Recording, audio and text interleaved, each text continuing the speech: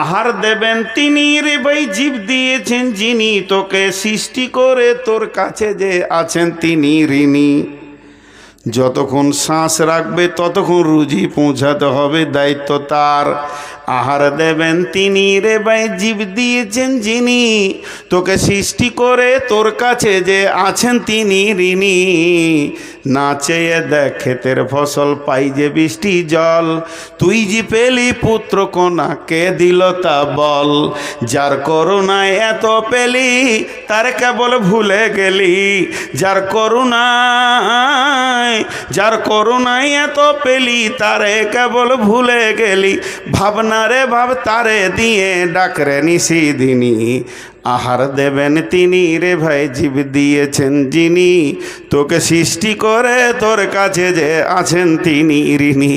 আল্লাহ বলছেন তোদের ভয় নাই, ভয় নাই, তোদেরকে বিজেপি মারবে না, বজরং মারবে না, হিন্দু মারবে না, শিবসেনা মারবে না। আমি একটা ছাতা দিছি, ওই ছাতার নিচে চলে আয়, তাহলে হাজার বৃষ্টি হলো তোর গায়ে লাগবে না। তেমনি তোরা আয় আয় আয়, আমার আওতাভুক্ত আয়। বিসমিল্লাহির রহমানির রহিম। ফালিয়াবুদু রব্ব হাযাল বাইত আল্লাযী আত'আমাহুম মিন জু'ইন ওয়া আমানাহুম মিন খাউফ। আমার আল্লাহ বলছেন, শোন, এই যে ঘরটা কাবাকে সামনে রেখে একটা নাজিল হয়েছে, কাবার মালিক কে না? আল্লাহ। এখন কাবাকে আপাতত জমার খাতায় রাখেন। আপনার এখানে যে গ্রামে মসজিদটা আছে, আমি যদি মসজিদের দিকে আঙুল তুলে বলি ঘরের মালিকের নাম বলো, তো কি বলবেন?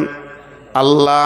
আল্লাহ বলছে ওই ঘরের মালিকের পূজা তোরা কর, তার মাথায় তার পায়ে তোরা মাথাটাকে নামিয়ে দে, তার কাছে তোরা স্যারেন্ডার হয়ে যা, চোখের পানিতে অঝর নয়নে কাঁদ আর বল, মাবুদ রে যা করেছি ভুল করেছি তুমি মাফ করে দাও। এই রকম বলে তুই যখন কাঁদতে শুরু করবি, তো লাভ কি হবে? ওই ঘরের মালিক যদি রাজি হয়ে যায়, ওই ঘরের মালিক যদি রাজি হয়ে যায়, তাহলে কি লাভ হবে? কি লাভ হবে? লাভ হবে আল্লাযী আত'আমাহুম মিন জু'ইন ওয়া আমানাহুম মিন খাউফ। আল্লাহ তোদের অভাবকে নষ্ট করে দেবে, অভাব থাকবে না, পুরা মালে ভরে দেবে, এবং তোদেরকে যে দিক থেকে আক্রমণ করুক না কেন, আমার রব তোদের নিরাপত্তা দেবী। আর যেটা সূরা নূরের আয়াত পড়ছিলাম, যে তোরা তোদের যেমন যদি আল্লাহর সঙ্গে ওয়াদা করিস, আল্লাহ ওয়াদা করছি তোরাই মুমিন হয়ে যা, 100% আমল কর, সারা বিশ্বটা তোদের হাতে তুলে দিব। হাজি ভাই, আমরা গণপ্রজাতন্ত্র দেশে বাস করি। প্রতি 5 বছর অন্তর আমাদের লড়াই হয়। সেই লড়াইটা ব্যালটের লড়াই, কে জিতবে কে থাকবে।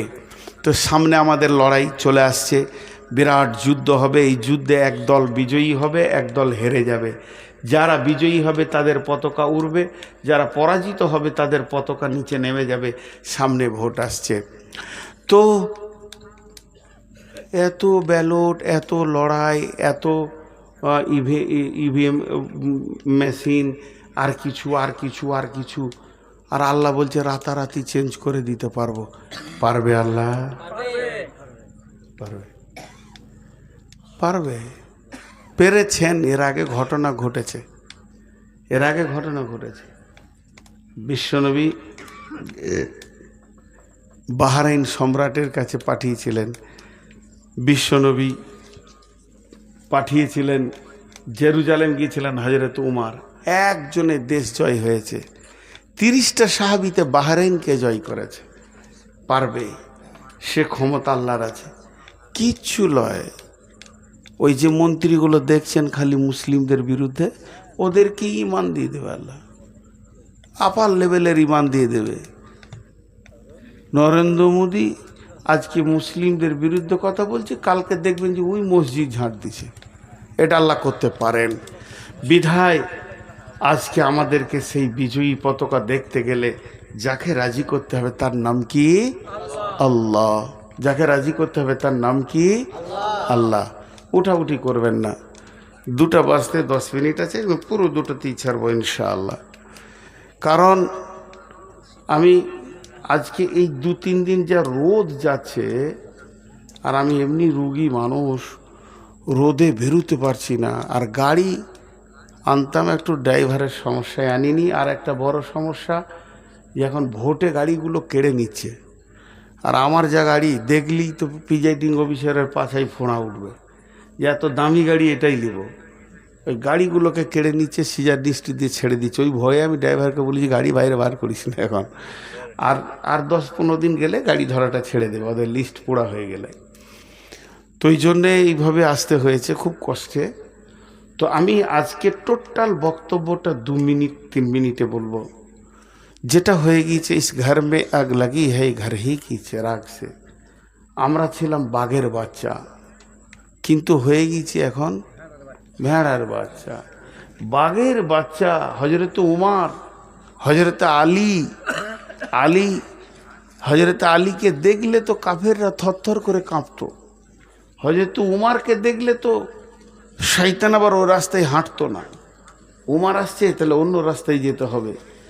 সেই ফ্যামিলির আমরা, সেই খানদানের আমরা, সেই নেসেলের আমরা।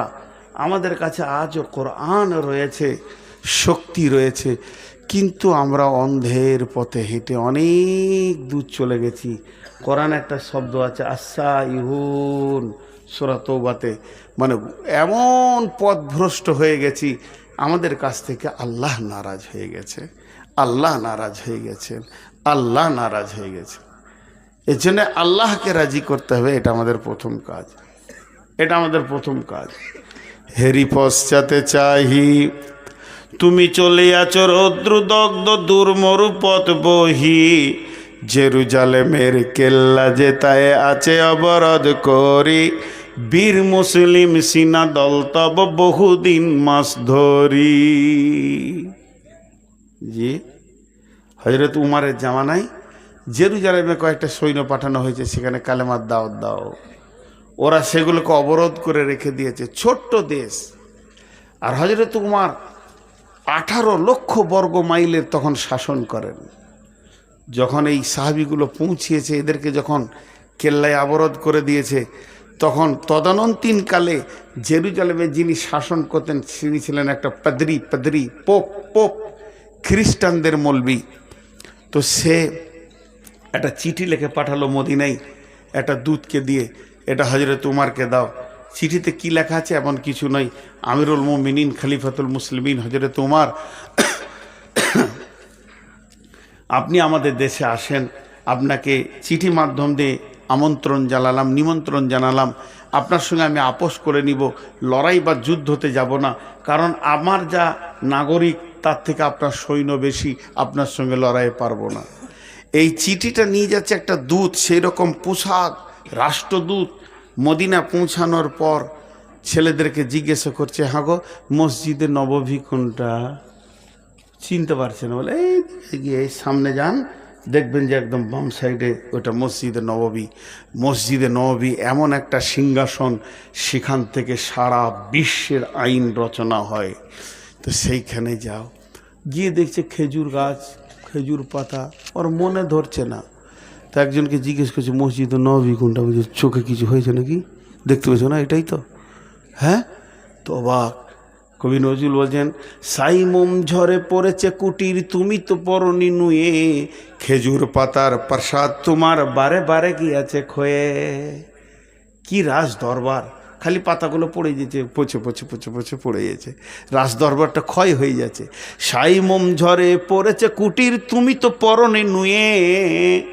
এমন বড় বড় ঝড় এসেছে, রাজ্য চালাতে গেলে ঝড় আসে, পঞ্চায়েত চালাতে গেলে ঝড় আসে, সেই ঝড় বাতাসের ঝড় নয়। তো উমারের ওপরে বড় বড় ঝড় এসেছে, সবগুলোকে সামালে নিয়েছে, কিন্তু তোমার প্রাসাদে রোদে পাতাগুলো চুরচুর করে পড়ছে। এ কোন প্রাসাদ? খেজুর পাতার প্রাসাদ তোমার বারে বারে গিয়াছে ক্ষয়ে। এখন এই লোকটা হলো খ্রিস্টান, ই তো আর সালাম দেবে না, ই গিয়ে বলছে আদব নেবেন জাহাপনা, আদব নেবেন জাহাপনা।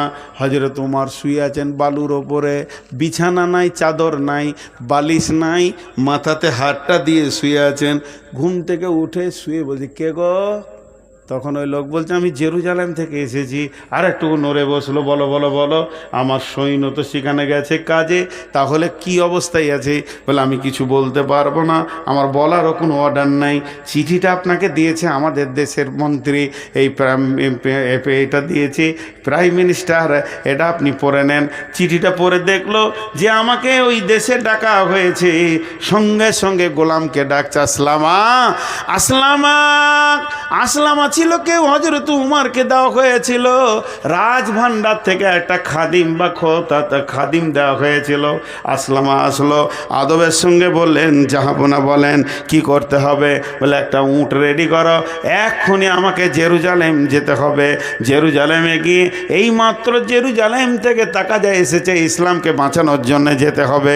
সঙ্গে সঙ্গে একটা উটকে নিয়ে এসে হাজির করলো, আর যেই উটকে হাজির করলো হযরত উমর উটের ওপরে ছেড়ে নিলেন, আর হযরতে উমর উটে চড়ে নিয়ে জেরুজালেমের দিকে যেতে শুরু করে দিয়েছে।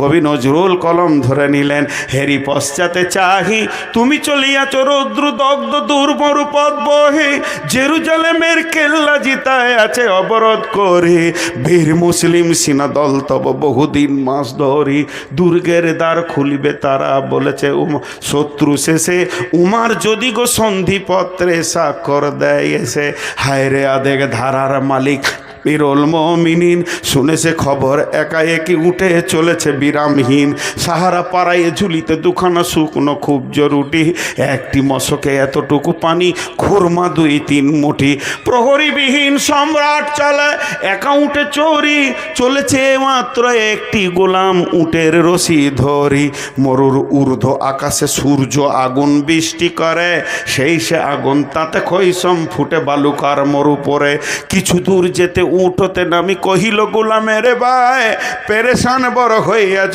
চলিয়া, এবার আমি যাই। উটের রশি ধরিয়া অগ্রে উঠে বসে উঠে, তপ্ত বালুতে চলে যে চরণে রক্ত উঠেছে ফুটে, গোলাম 2 হাত চুয়ে ধরে চুমি কাঁদিয়া কহিল উমার, আদেশ করেন কেমনে আপনি? গোলাম রহিবে উটের পিঠে আরাম করিয়া বসি, আর হেঁটে যাবে খলিফা উমার ধরিয়া উটের রশি।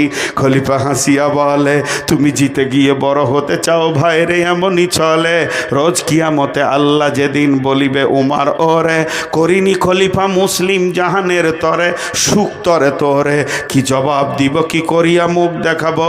রসুলের ভাই আমি তোমাদের প্রতিনিধি মাত্র, মোর অধিকার নাই, আরামে সুখের মানুষ হইয়া মানুষের নিতে সেবা, ইসলাম বলে সকলে সমান, কে বড় ক্ষুদ্র কে বা। গোলাম ধরিল উটের, গোলাম চড়িল উটের পিঠে, উমার ধরিল রশি, মানুষে স্বর্গে তুলিয়া ধরিয়া ধুলাই নামিল শশী। জর্ডান নদী হও যবে পার, বর্ডারে পৌঁছে গেছে, আর ওদিকে কোম্পানি মেজর রেডি হয়ে আছে স্যালুট জানানোর জন্যে। এবার নদীটা যখনই পার হচ্ছে, জর্ডান নদী হও যবে পার, শত্রুরা কহে হাঁ কি, যার নামে কাঁপে অর্ধ পৃথিবী সে এই উমার নাকি। তখন পালা পড়ে গেছে, গোলাম থাকবে উট উপরে, আর লাগাম ধরে হাঁটবে কে না উমার। যখনই স্যালুট মেরেছে গোলামকে, গোলাম উটের ওপর থেকে ঝরঝর করে কেঁদে বলছে, ভাই আমাকে কেউ স্যালুট দেবে না, আমাকে কেউ আমিরুল মুমিনিন মনে করিও না, যিনি উটের লাগাম ধরে হাঁটছে ইনি হলেন খলিফা উমার। লাগাম ধরে হাঁটছে উমার, গোলাম চেপে আছে উটের ওপরে। দৃশ্য দেখে কোম্পানি মেজর যত মিলিটারি ছিল সব ঝরঝর করে কাঁদতে লাগলো, বলছে বাদশা বহুত দেখেছি, রাজা দেখেছি, কিন্তু এত দামি মানুষ কোনো দিন দেখি নাই। মাদায় নিয়ে গেলেন হযরত উমারকে, সম্মানের সঙ্গে গির্জাতে বসানো হলো। নামাজের টাইম হয়ে গেছে, গির্জার পাদ্রীকে বলছে আমাকে একটু ছেড়ে দেন, আমি 2 রিকাত নামাজ ফাঁকা ময়দানে পড়ে আসি। তখন গির্জার মন্দিরের পুরোহিত বলছে, আমাদের এই আঙ্গিনানে গির্জায় পড়িলে নামাজ হবে নাকি কবুল আল্লাহর দরবায়, আপনি যদি একবার এখানে নামাজটা পড়েন গির্জাতে, তাহলে কি আল্লাহ কবুল করবে না? উমার বলল, না না না, আমি তার জন্যে নয়, এটা পরিষ্কার পরিচ্ছন্ন জায়গা, নামাজ পড়ে নিতে পারি, কিন্তু আমি পড়ছি না কেন? যদি একবার আমি নামাজ পড়লি তাহলে আমার সৈন্যরা ভাববে। উমার ইশারা করে বলে দিল যে গির্জাটা মসজিদ হয়ে গেছে আজ থেকে, অতএব তারা ভেঙে মসজিদ বানিয়ে নেবে, আমি এত সৈন্য কন্ট্রোল করতে পারবো না, তার থেকে আমার ফাঁকা মাঠে 2 রাকাত কসর করে নামাজ পড়া ভালো। গির্জার পুরোহিত, যিনি সব থেকে বড় পোপ ছিলেন জেরুজালেমে, যার কথাই উঠা বসা করত, উমারের হাতটা চট করে ধরে নিয়ে বলল, আশহাদু আল্লাহ ইলাহা ইল্লাল্লাহু ওয়া আশহাদু আন্না মুহাম্মাদান আবদুহু ওয়া রাসূলুহু। উমার রে, ইসলাম এত সুন্দর আমরা জানতাম না, ইসলাম যে এত সুন্দর, আর সুন্দরকে ছেড়ে থাকা যাবে না। একটা মানুষের আচরণে গোটা জেরুজালেম বিজয়ী ঘোষণা হয়ে গেল। নারে তাকবীর! মুসলমান, আজকে আমরা আচরণ শেষ করে দিয়েছি। চায়ের দোকানে মূর্খরা বসে বিবি তালাকের ফতোয়ার আলোচনা করছে, সব কটাই মূর্খ। শেষ করে দিয়েছি। কি বানিয়ে গেছিলেন রসুল, এগুলো একটা একটা অ্যাটম বোম ছিল। শুধু তাই, এগুলো এক একটা অ্যাটম বোম ছিল। ভাইয়েরা আমার, অনেক কথা আপনাদের সামনে বললাম, আর অনেক বছর থেকে বলছি, এখন ছুটি চাচ্ছি ছোট্ট একটা কথা বলে দিয়ে। আমরা যেদিন নিজেদেরকে পরিবর্তন করতে পারবো, সেদিন ভারতবর্ষ আমাদের হাতে আসবে ইনশাআল্লাহ। আর আমরা যদি বেঈমান থাকি তো চিরদিনেও হবে না। শেষ কথা বলে দিলাম, কিন্তু আমার একটা দাবি মানতে হবে, 5 মিনিট কাউকে উঠতে দিব না। আমি হতে পারে মরে যেতে পারি, দাবিটা মানলে আমি খুশি হব। 5-7 মিনিট যতটি লোক বসে আছেন, রডের দাম কটা দেন। শওকত যে দাবিটা করছে, ও তো নিজের জন্য করেনি। 5000, 2000, 1000 করে বলেন, আমি একদম 2টা বেজে গেছে, 2:05 আমি দোয়া পড়ে দিব, একসঙ্গে উঠবো, আল্লাহ খুশি হবেন। বলেন 1 কুইন্টাল, আধা কুইন্টাল, 1 মন রড বলেন। দেখেন, এই মাদ্রাসাগুলো আছে বলি তো আজকে আমরা এত কথা শুনতে পেলাম। ভাইয়া আছেন কেউ আল্লাহর বান্দা? আল্লাহর বান্দা কেউ আছেন? আচ্ছা, এই 2টো টেবিলের মধ্যে একটা টেবিল ওইখানে দিয়ে দেন, ওই মাঝখানটায় ফাঁকা জায়গায়। যতজন উঠে যাবে টেবিলে হাতটা রেখে যাবে, একটা টেবিল ওখানে দিয়ে দেন। ওইটাকে এখানে গুটে নিচে আছে তো তাই দেন, খালি একটা টেবিল ওইখানটায় দেন, ওই মাঝে চলে যাবে, হাতটা রেখে যাবে। 5 মিনিট আগে উঠবেন না, আমি দোয়া দিব, প্রাণ খুলে দোয়া দিব। আজকে 5 মিনিট চেয়েছি, 7 মিনিট 10 মিনিট চাইনি। জি, কেউ আছেন আল্লাহর গোলাম? আল্লাহর গোলাম কেউ আছেন 1 কুইন্টাল রডের মতো? জি, কি বলছেন? এই ভাইকে আপনি ধরেন, হ্যাঁ, 5 কুইন্টালে ছেড়ে দিচ্ছে। কত? 5 কুইন্টাল রডে ছেড়ে টোটাল লাগবে কত? টোটাল লাগবে 35 কুইন্টাল। তা আপনি 10 দিয়ে দেন, 10 দেন। দেখেন পারেন, ভালো। আপনার এলাকার মাদ্রাসা, এতিমরা রয়েছে যাদের মা নাই, আব্বা নাই, খুব ভালো লাগলো। আচ্ছা, বেশ 6 হলো, চলে, চাপাচাপি ভালো নেই। আর কেউ আছেন 1-2 কুইন্টালের? টাইমেই আমি শেষ করবো, আমি আবার ওয়াদা খেলাপ করি না। জি,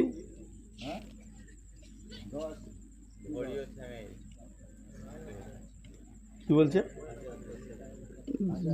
10,000 বলতে মানে 1.5 কুইন্টাল হবে, 8 চলছে নাকি? হ্যাঁ, তো আপনি 7,000 টাকা যদি কুইন্টাল হয় 10-এ, তা আপনি দেন 11 দেন, তাহলে 1.5 কুইন্টাল হয়ে যাবে। হ্যাঁ, আচ্ছা, আর কে বলছেন? মাশাআল্লাহ। আর কেউ আছেন? আর যতটি লোক বসে আছেন, শেষ কথাটা বলছি, ওই টেবিলে একবার হাতটা রেখে যাবেন, তাতে আপনার খালি হাত হলেও রেখে যাবেন। 1 টাকাও নেই, তাও টেবিলে হাতটা দেবেন। 1 টাকাও নাই, পারলে 1000 টাকা দেন, 2000 দেন, 5000 দেন, 10,000 দেন, 20,000 দেন, না আছে তো 10 টাকা দেন, 10টা টাকা দেন। আপনি দিয়েছেন এখানে 2-5 হাজার, তারপরেও 10টা টাকা দেন। সেটাও যদি না আছে তো আপনি খালি হাতটা রেখে যাবেন। তো এখন উঠবেন না, আর আমার হাতে 2.5 মিনিট আছে। 2.5 মিনিট পর আমি দোয়া দিব, দোয়াতে সবাই সামিল হবেন, তারপরে উঠবেন। এখন উঠবেন না, এখন উঠলে এটা খারাপ হবে। একসাথে উঠবো, উঠিয়েন না বলছি, তবে নতুন নতুন উঠছে। জি ভাই, কেউ আছেন? আসেন। যদি কেউ রড দেনওয়ালা আছেন তো আসেন, উঠে আসেন। ইমাম সাহেব তোকেও মোল্লা, আমার সভাপতি মোল্লা সাহেব শামসুল হক সাহেব, ওনাকে বলেন। কই কোনটা? আজ ফাইনাল হয়নি গো, আজ বলুন।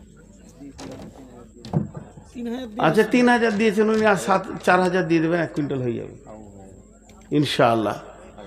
জি, আর 2 মিনিট আছে, ছটফট করিয়েন না।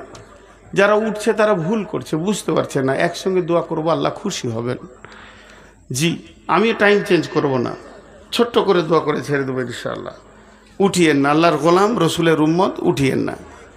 জি, কেউ আছেন আল্লাহর বান্দা? আল্লাহর জন্যে বলেন। কত আছে? 1000 টাকা। আর কেউ আছেন? 1000-2000 দেনেওয়ালা? মাশাআল্লাহ, জাযাকাল্লাহ। জি, আমি দোয়া দিচ্ছি, আপনারা বুঝে আমিন বলবেন, না বুঝে বলবেন না, হৃদয় থেকে বলবেন, আল্লাহকে খুশি করার জন্য বলবেন। জি, এই আল্লাহ, তুমি আমাদের সমস্ত ভুল ত্রুটিগুলো ক্ষমা করে দে, আমাদের উপরে রাজি হয়ে যাও। আমিন সবাই বলেননি? এই আল্লাহ, আমাদের ত্রুটির কারণে আমরা অনেক পেছিয়ে গেছি, মার খেয়ে গেছি। আল্লাহ, তুমি আমাদের ত্রুটিগুলোকে রিপেয়ার করে দাও। এই আল্লাহ, তুমি আমাদের ঘাড় গর্দন ধরে মসজিদে ভরে নাও। এই আল্লাহ, সারা বিশ্বে মুসলিমদের উপরে যারা অত্যাচার চালাচ্ছে তাদেরকে তুমি ঈমান দাও। যদি তোমার কলমে ঈমান না থাকে তো ইসরায়েলকে তুমি ধ্বংস করে দাও। এই আল্লাহ, তুমি ফিলিস্তিনে মুসলমানদের উপরে সাহায্য করো। এই আল্লাহ, সারা বিশ্বে মুসলমানদের উপরে তুমি সাহায্য করো। চীনের মুসলমানদের উপরে সাহায্য করো। ভারতবর্ষে আমাদের মুসলমানদের উপরে তুমি সাহায্য করো। এই আল্লাহ, যে আসলে তোমার দিনের উপকার হবে, তোমার দিনের সাহায্য হবে, মুসলিমদের আসান হবে, সেই সরকারকে তুমি নিয়ে এসো। এই আল্লাহ, তুমি আমাদের দোয়াগুলোকে কবুল করে নাও। এই আল্লাহ, সন্ধ্যা থেকে এই পর্যন্ত যতগুলো হাদিস কোরআনের কথা হলো সেগুলোকে আমল করা তুমি তৌফিক দাও। এই আল্লাহ, আমার পূর্ববর্তী যত হাদিস কোরআন বলে গেছে সেগুলো আমল করা তৌফিক দাও। এই আল্লাহ, আমাদের যাদের মা বাপ ভাই বোন আত্মীয় স্বজন বন্ধু বান্ধব শিক্ষক মাস্টার ইমাম মজ্জেন ডাক্তার সব মাটির নিচে চলে গেছে কালেমা আল্লাহ, তাদেরকে তুমি মাফ করো। এই আল্লাহ, বিশেষ করে তুমি এই এলাকার যত মাটির নিচে চলে গেছে তুমি মাফ করো। এই মাদ্রাসাকে তুমি কবুল করো। সকলে বলি সুবহানাকা আল্লাহুম্মা ওয়া বিহামদিকা ওয়া আশহাদু আল্লা ইলাহা ইল্লা আনতা আস্তাগফিরুকা ওয়া আতুবু ইলাইকা। আসসালামু আলাইকুম।